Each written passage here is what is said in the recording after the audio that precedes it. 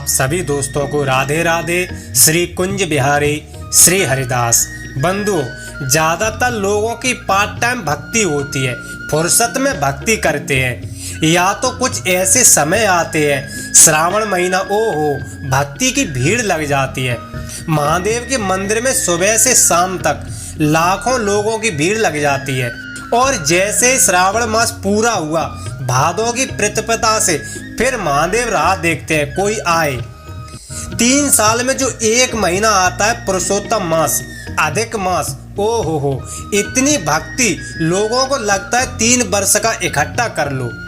बंधु, भक्ति में ये नहीं चलता, निरंतर भक्ति, सतत भक्ति हो, क्योंकि जीवन में जो भी हमें मिलता है वो प्रभु कृपा से ही मिलता है।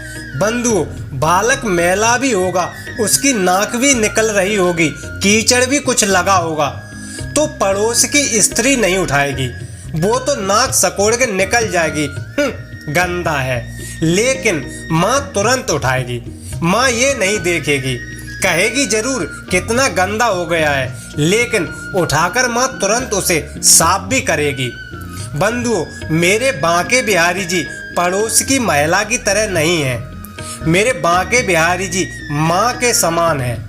बस देरी इतनी सी है, भक्त छोटे से बालक की तरह दोनों हाथों को उठा के रोते हुए पुकारे, हे मेरे प्यारे बिहारी जी, मैं तुम्हारा हूँ, अब संभालो मुझे। जिस भाव को आप बांके बिहारी जी के सामने लेकर जाते हो, मेरे बांके बिहारी जी उसी भाव में आपको स्वीकार करके भक्त को निहाल कर देते हैं। इतना दयालु भला कौन होगा। जैसे आज बांके बिहारी जी ने चमत्कार कर दिखाया मथुरा जिले की रहने वाली एक भक्त के साथ। वो भक्त 9 वर्षों से लड्डू गोपाल जी की सेवा करती आ रही है। भक्त को करीब 20 वर्ष हो गए ठाकुर श्री बांके बिहारी जी के दर्शन करते हुए। आज भक्त की उम्र करीब 50 से 55 वर्ष है। बांके बिहारी जी की अनन्य भक्त है। वह मैया, वो भक्त बांके बिहारी जी को पुत्र भाव से प्रेम करती है। मैया हर महीने वृंदावन जाकर बिहारी जी के दर्शन करती है और वृंदावन की परिक्रमा भी करती है। मैया ने अपने पति के साथ मिलकर ये नियम आज से करीब 20 वर्ष पूर्व लिया था, लेकिन कुछ वर्ष पूर्व में भक्त के पति का तो शरीर शांत हो गया, लेकिन बांके बिहारी जी की एवं लड्डू गोपाल जी की कृपा से नियम वैसा ही चला आ रहा है। भक्त अभाव में जी रहे थे, क्योंकि भक्त को कोई संतान नहीं हो रही थी, तो पति पत्नी ने बांके बिहारी जी के दर्शन एवं परिक्रमा लगानी शुरू कर दी थी। कुछ साल तक तो सब ठीक रहा। अचानक भक्त के पति का स्वर्गवास हो गया। भक्त एकदम टूट गई। तभी संतजन कहते हैं, जो भी व्यक्ति बांके बिहारी जी से अपना संबंध बना लेता है, बांके बिहारी जी उस व्यक्ति के साथ, भक्त के साथ कोई ना कोई लीला अवश्य करते हैं। बांके बिहारी जी को भक्त के जीवन में जो भी अधूरी कमी दिखाई पड़ती है, मेरे बांके बिहारी जी उसकी हर अधूरी कमी को पूरा करते हैं। तभी तो दुनिया पागल रहती है मेरे बिहारी जी की एक झलक पाने के लिए। वृंदावन में ऐसे ही नहीं भक्तों का तांता लगा रहता है। वो मैया एकदम अकेली पड़ गई। पुत्र की जो उम्मीद बांके बिहारी जी से लगाई थी, वो भी अधूरी रह गई, लेकिन भक्त का विश्वास बांके बिहारी जी के चरणों में अटूट रहा, क्योंकि भक्त का प्रेम बिहारी जी से निस्वार्थ भाव में बदल गया। धीरे धीरे समय निकला। मैया ने जीवन यापन करने के लिए सिलाई का काम करना शुरू कर दिया। जब कोई सहारा नहीं बचा, तो भक्त ने बांके बिहारी जी को ही अपना पुत्र मान लिया था और उसी भाव से बिहारी जी का दर्शन करती, उनके भजन गाती, कीर्तन करती। लेकिन व्यक्ति रात दिन अकेले बैठकर भजन भी नहीं कर सकता। कोई तो हो जिससे वो सुख दुख की बातें करे। तो भक्त थोड़ा उदास रहती थी। घर में कोई बात सुनने वाला नहीं। परिवार में और भी सदस्य थे, लेकिन मैया से ज्यादा कुछ मतलब नहीं रखते। यदि किसी से बात करनी हो तो किससे करें। तभी 2-3 दिन बाद पड़ोस में रहने वाली एक मैया आई और अपने साथ में अपने लड्डू गोपाल जी को भी लाई थी। पड़ोस की मैया कहती है भक्त से, मैया आप मेरे लाला के लिए एक पोशाक सिल दो। तो भक्त कहती है, आप ठाकुर जी को ऐसे मंदिर से उठाकर बाहर घुमा रही हो, तुमको पाप का डर नहीं लगता। तो पड़ोस वाली मैया कहते, ये मेरा बेटा है और मैं जहाँ भी जाती हूँ अपने लाला को साथ में लेकर ही जाती हूँ।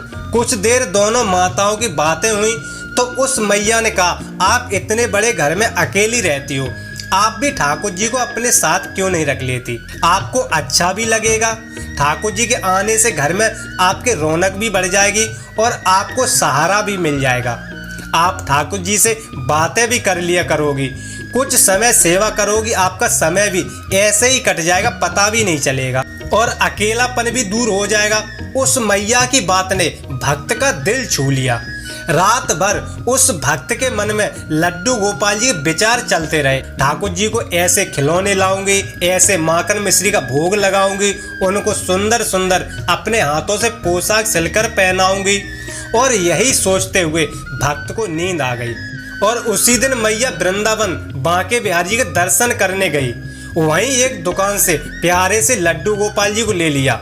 उसके बाद भक्त बिहारी जी मंदिर में जाकर जो उस समय बिहारी जी की सेवा में सेवायत थे, उनके हाथों में अपने लड्डू गोपाल जी को पकड़ा दिया, उनका पूजन कराया और बांके बिहारी जी को आमंत्रण दिया अपने लड्डू गोपाल जी के रूप में घर में विराजमान होने के लिए। और इस प्रकार मैया लड्डू गोपाल जी को घर लाई, बड़े भाव से घर में सेवा करने लगी। जैसे सुबह उठाना, उनको स्नान कराना, इत्र से मालिश करना, स्वयं अपने हाथों से वो मैया पोशाक सिलकर पहनाती थी अपने ठाकुर जी को। बड़े प्यार से, लाड़ से, दुलार से उनको माखन मिश्री का भोग लगाती थी। सिलाई करते वक्त बगल में एक चेयर पर लड्डू गोपाल जी को बिठाती थी और उनसे खूब सारी बातें करती और काम भी करती जाती। इसी प्रकार शाम को दूध, कभी फल, जो भी भक्त का भाव बनता उसी प्रकार ठाकुर जी की सेवा करती रहती। रात में एक छोटी सी लड्डू गोपाल जी की चारपाई है, उसी पर भजन गाते हुए उनको सुला देती है और यही नियम हर रोज का था। इस प्रकार धीरे धीरे मैया का अकेलापन बिल्कुल दूर हो गया। मैया रात दिन अपने लाला के साथ बिजी रहने लगी। ऐसा लगता है जैसे घर में सच में बच्चों की किलकारी गूंज रही हो। घर में पूर्व की भांति सुनसान नहीं लगता। लड्डू गोपाल जी के आने के बाद घर में ऐसा लगता है जैसे हमारे अलावा अन्य और भी लोग हैं इस घर में, हमारे पास में। मैया को ऐसा आभास होता था। कुछ दिन बाद भक्त के मन में विचार आया, अब शरद पूर्णिमा आ रही है, अपने लाला को मार्केट जाकर सुंदर सी पोशाक लाएंगे। मैं अपने लाला को हमेशा घर के सिले हुए वस्त्र पहनाती हूँ। अच्छी हो पोशाक या बुरी हो, लाला सब पहन लेता है, लेकिन इस शरद पूर्णिमा पर अपने ठाकुर जी को हीरे मोती से जड़े हुए सुंदर सुंदर वस्त्र लूंगी। तभी मैया लड्डू गोपाल जी को लेकर बाजार जाती है और दुकान से ठाकुर जी के लिए कई प्रकार की पोशाक, मुकुट, पगड़ी, बंसी, सुंदर सा पालना ले लेती है अपने लाला के लिए। मैया ने खूब शॉपिंग कर ली। दुकानदार से पैसे पूछे कितने हुए। उसी समय मैया ने जैसे ही बटुए से पैसे निकालकर उस दुकानदार को देने के लिए हाथ आगे किया, तभी अचानक से 7 से 8 साल का एक बालक आया और मैया की साड़ी का छोड़ पकड़कर खींचते हुए बोला, मैया, ओ मैया। तभी मैया पीछे मुड़कर देखती है तो एक बालक सुरीली जिसकी आवाज है, जिसके बाल बिखरे हुए हैं, शरीर पर शर्ट, टी शर्ट कुछ भी नहीं। तो मैया ने कहा, क्या है लाला? तो वह बालक मैया से कहता है, मैया, आपने अपने लाला को बहुत सारी पोशाक दिला दी, मुझे भी एक ड्रेस दिला दो। उस बालक की बातें सुनकर भक्त को बहुत अच्छा लगा। भक्त को खुशी हुई, बालक की आवाज़ इतनी सुरीली है और मुझे माँ बोल रहा है। पर बेटा, आप यहाँ इस अवस्था में क्यों घूम रहे हो? आपके माता पिता कहाँ हैं? तो वह बालक मुस्कुराते हुए कहता है, आप ही तो मेरी मैया हो।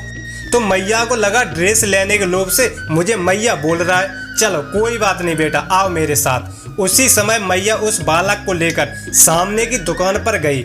वहां से उस बालक को अच्छी सी ड्रेस दिला दी। सर्दी का मौसम आ रहा था, सोचकर एक शॉल ओढ़ाकर दे दी बालक को। शायद भूखा भी था इसलिए एक ठेला खड़ा हुआ था, उससे मैया ने कुछ फल दिला दिए। मैया ने उस बालक से कहा, बेटा आप यहीं रुको, मैं ठाकुर जी पोशाक का पेमेंट करके अभी आती हूँ। इतना कहकर वो मैया दुकान में अंदर चली गई।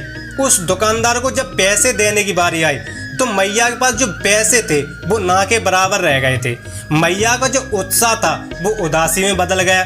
मैया ने लड्डू गोपाल जी की जो पोशाक और अन्य सामग्री ली थी उसको वापस कर दिया। पैसे कम बचे थे तो कुछ के पैसे देकर बाहर आ गई। थोड़ी देर में जब मैया ने बाहर देखा तब तक वो बालक भी वहां से जा चुका था। इधर उधर देखा, ठेले वाले से पूछा पर दिखाई नहीं दिया। तो मैया भी अपने लाला को लेकर पोशाक का थैला उठाकर आगे चल दी। साथ में अपने लाला से बातें भी करती जा रही है। लाला आप नाराज मत होना, हम तुम्हारे लिए बहुत सारी पोशाक खरीदेंगे कल, ठीक है। मैया को ऐसा आभास हो रहा था जैसे उनके लाला, उनके कान्हा जी रूठ गए हों। जैसे घर में भी छोटा बालक रूठ जाता है, अपनी माता से कहता है आपने बड़े भैया को अच्छे अच्छे ड्रेस दिलाई, मुझे भी चाहिए। उस मैया के मन में ऐसे ऐसे भाव प्रकट हो रहे थे। जो भी हमारी माता बहनें घर में ठाकुर जी की सेवा करती हैं, उनको ये भाव सही से समझ में आता है। तो बंधुओं, चलते चलते मैया रास्ते में सोचने लगी, शाम के 4:30 बजने वाले हैं, अभी बांके बिहारी जी के पट खुलेंगे, क्यों ना दर्शन करने के बाद ही घर जाएं। इस तरह मैया बांके बिहारी जी के मंदिर में पहुंच गई। मैया ने गेट नंबर 2 से प्रवेश किया। जब मैया अंदर बिहारी जी के समीप पहुंची, बिहारी जी का जैसे ही पर्दा खुला, भक्त एकदम अचंभित रह गई। मैया क्या देखती है कि जिस प्रकार की ड्रेस उस बालक को दिलाई थी, आज मेरे बांके बिहारी जी उसी प्रकार की पोशाक धारण करके खड़े हैं और बिल्कुल सेम उसी प्रकार की वही कलर की शॉल है जो उस बालक को मैं अभी उड़ाकर आई हूँ। इतना जब मैया ने देखा, आंखों से आंसू आ गए। बार बार बांके बिहारी जी की बलैया लेने लगी, कहने लगी हो ना हो ठाकुर जी, बालक के रूप में ठाकुर जी आप ही आए थे। ये साक्षात बांके बिहारी जी आपका चमत्कार है, मुझ पर आपका अनुग्रह है। ये मैया की आंखों का धोखा था या बिहारी जी की कोई लीला, ये तो बिहारी जी जाने। मैया और कुछ बोल पाती तब तक सिक्योरिटी गार्ड ने बाहर धकेल दिया। मैया दर्शन हो गए, आगे चलो। मैया भावुक होते हुए मंदिर से बाहर आ गई। बाहर आकर मैया ने अपने लड्डू गोपाल जी को धन्यवाद किया कि आपने भी स्वीकार कर लिया हमारे संबंध को, हमारे भाव को। आज से मैं तेरी मैया और तू मेरा लाला। बंधुओं, जो भी भक्त लड्डू गोपाल जी की सेवा करते हैं, वृंदावन में लेकर डोलते हैं, ज्यादातर भक्त अपने लड्डू गोपाल जी को पुत्र भाव से मानते हैं, उसी भाव से सेवा करते हैं। बांके बिहारी जी अपने भक्तों की ऐसे भी परीक्षा ले सकते हैं। इस बात को हमेशा भक्त ध्यान में रखें। कहीं आप उस बालक को, किसी ब्रजवासी को भिखारी मत समझ लेना और दुलकार दो नहीं। हो सकता है ठाकुर जी आपके साथ भी ऐसी ही लीला करने आए हों। तो बंधुओं, मैया का अपने लड्डू गोपाल जी एवं बांके बिहारी जी के प्रति जो भाव है वो आपको पसंद आया हो और मेरे द्वारा बताई गई जानकारी आपको यदि पसंद आई हो तो वीडियो को लाइक, चैनल को सब्सक्राइब और हो सके तो अपनों को शेयर जरूर करें। धन्यवाद। राधे राधे।